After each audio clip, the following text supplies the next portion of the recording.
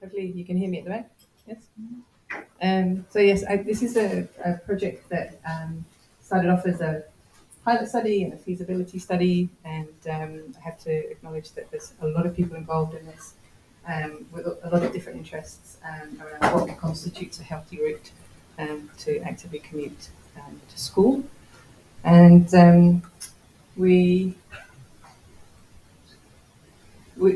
were a couple of aims really, and that was to sort of characterise and compare children's potential exposures to not only traffic-related air pollution, but also to think about thermal comfort, so how shady or how protected other children from the sun, and also look at noise as a potential source of environmental pollution.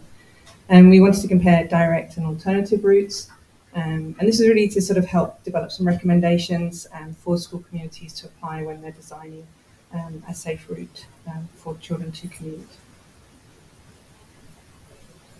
Our motivation sort of stemmed from the fact that we know that children can be exposed to high levels of pollution when they are commuting.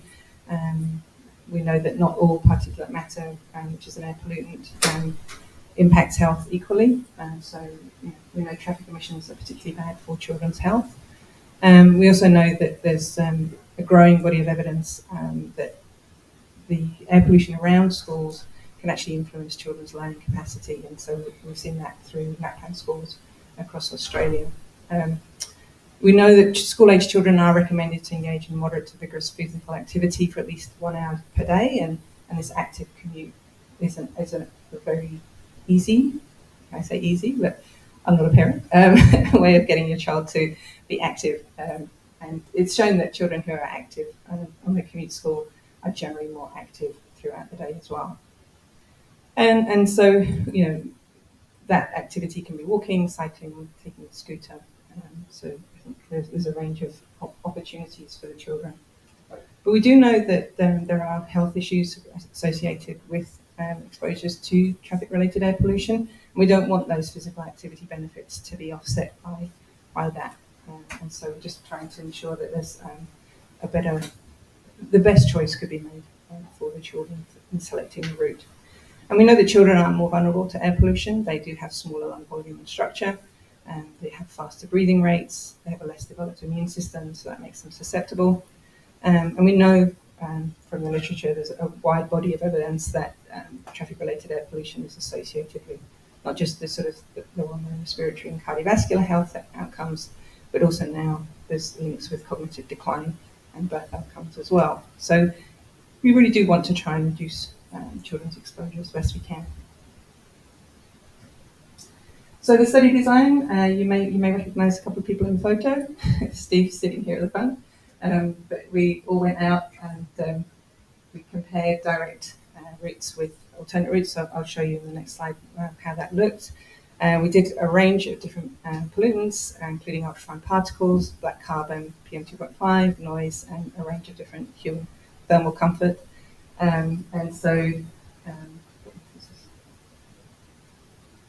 so this is Steve's invention. I'm going to blame Steve for this.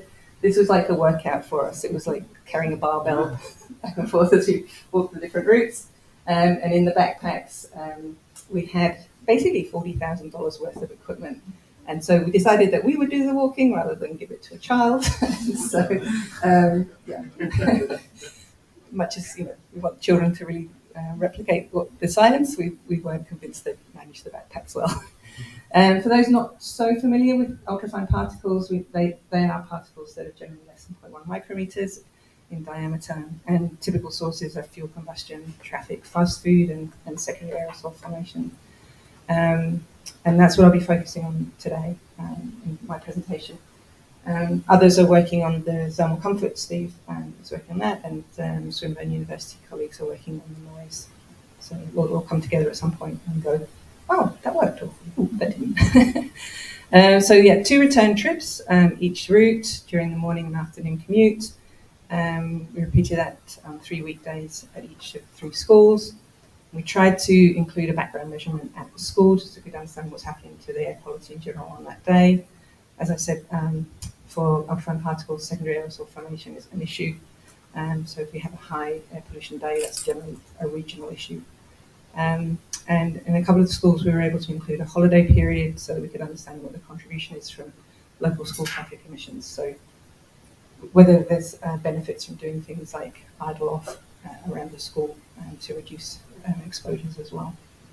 So in terms of the route selections, this is just an example from school 2. So in the darker colours are the alternative routes, and the lighter ones are the direct routes. And so these were sort of selected either through the bicycle network, which creates routes for schools based on, basically, I think safety is the predominant factor, where the kids recognise landmarks so that they can actually find their way to school on their own, on a bike. But it doesn't take into consideration exposure to any of these environmental pollutants. And so we, based on our understanding of exposure, went in and sort of tried to find an equivalent length of route, and starting from this, it looks about a kilometre away from the school and coming into the school from different directions.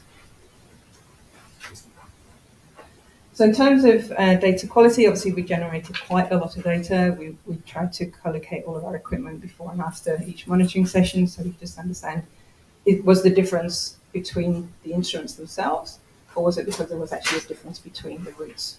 So we need to make sure that was valid, and data validation was conducted. We smoothed the 1 second data into 10-second averages, and we tried to ensure that there was at least 75% of the valid data for each period. And we had to do some corrections for the ultrafine particle and black carbon, and obviously with environmental data it's often skewed left. So we've done non-parametric analyses. So here's some examples of what we found for school 1. So you can see this is the direct route, and generally background ultrafine particle goes up to around 10,000, and so where it's the much darker colours, you can see that these are elevated beyond background for the ultrafine particles. And so you can see that, you know, this is intersections and busier roads and commercial areas, so a lot of traffic going in and out of a shopping centre. For school 2, we had to draw your attention to the, you know, background for this area was, well, it was pretty polluted in general in this around this school, and there was a lot higher concentrations of ultrafine particles in general, and you can see that, you know, there's major intersections, multiple road length roads here, and we, so even on the alternate route for route 1. Up here, you can see that this is the pedestrian overpass, and you actually ended up with quite high concentrations depending on whether the trucks were sitting underneath the bridge waiting to go through the traffic lights. So there was, you know, it wasn't, not all alternate routes are equal. So we have to think about, you know, safety over getting kids across 8 lanes of road. And again, so you can see that the, you know, the intersection, and this is the road in front of the school, and this, during the kids' commute time, this was actually a truck-free zone, and trucks still went down there, and we actually saw the police charging people, finding people for driving the trucks down there, but they were still driving the trucks down the road, so not ideal. For school 3, we also had fairly high background levels, so we could see that there's, you know, elevated ultrafine particles. Again, route 1, this is, we walked up this road. This was a fairly busy road with a big intersection, but there's also a train line down here as well, so we're going to sort of investigate that further as to whether that was a major source of the ultrafine particles as well. So these are overlays of the 10-second averages on the multiple days that we walked the routes, morning and afternoon. So in terms of thinking about the what do we do with all this information, we're sort of we're thinking it through in terms of land use. Like, so, you know, how would you select a route based on the land use? And so we've broken down each section, 50-metre section of the road, into different land uses. So whether it's commercial, whether it's a road junction, mixed use, parkland, the pedestrian overpass, residential, or the school crossing. And so you can see that the concentrations do vary. I mean, there's a lot of variability within the different land use types. You can see that the commercial and the intersection concentrations are obviously much more elevated than the parkland, but we'll obviously look into that in more detail to sort of try and tease out how we could model a better route selection.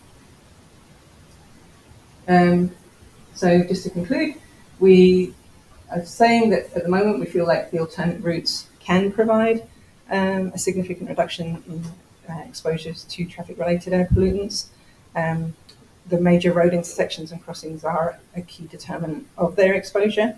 And so, is it something that we could take to planners to say, during the morning commute, could the pedestrian crossing be prioritised over the roads, because kids were standing next to the road for up to 5 minutes to wait to cross a road?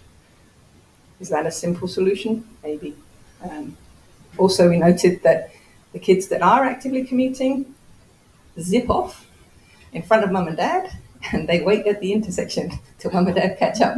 So we need to hurry up the parents so that they're not waiting for them. I think we also need to select routes that avoid commercial land use. That was a big source of exposure as well.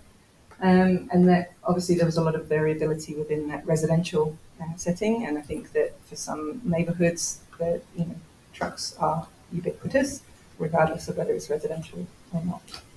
I'd like to acknowledge that there was an awful lot of people involved, and we received seed funding from the NHMRC Centre for Research Excellence CAR, and also the Bicycle Network. So, thank you.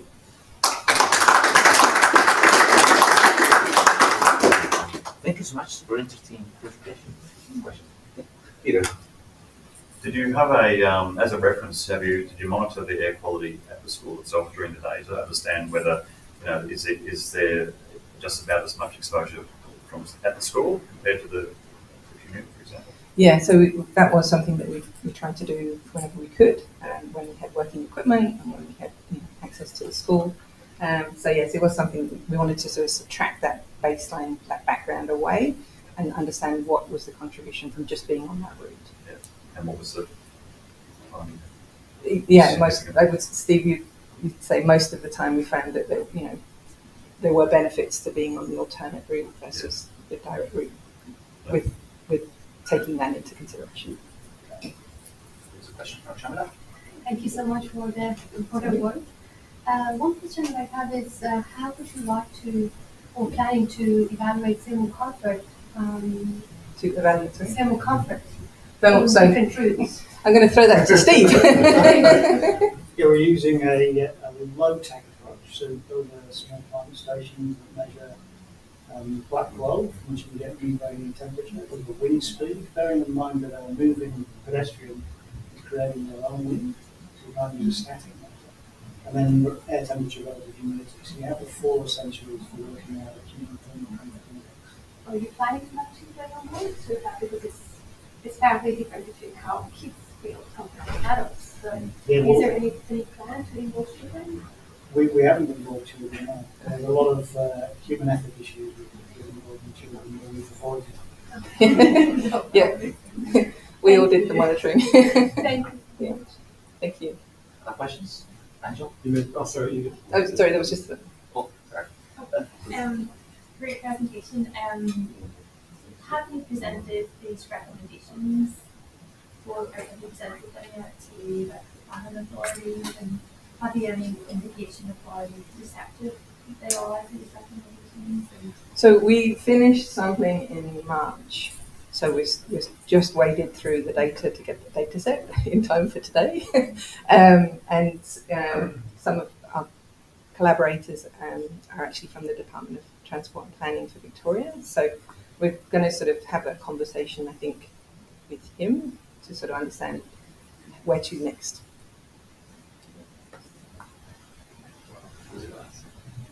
Thanks, man. Yeah. Great presentation. Just curious about the plan point you made in explaining the evolution. In fact, a lot of schools in Victoria, at least, have got these HEPA filters in there now, and maybe activated charcoal. Just wondering if that's something that we could look at, or of an interest. Sure. Yeah. If suddenly change classroom air quality. Yeah. So the analysis that we had done, we used weighted road density around the schools, and also NDVI, which is for the greenness around the schools when we looked at that. And so that was, nothing to do with schools. We didn't understand, whether they had air cleaners or not. And so I think that's a really important question. Is that a solution? Essentially. Thank you so much again.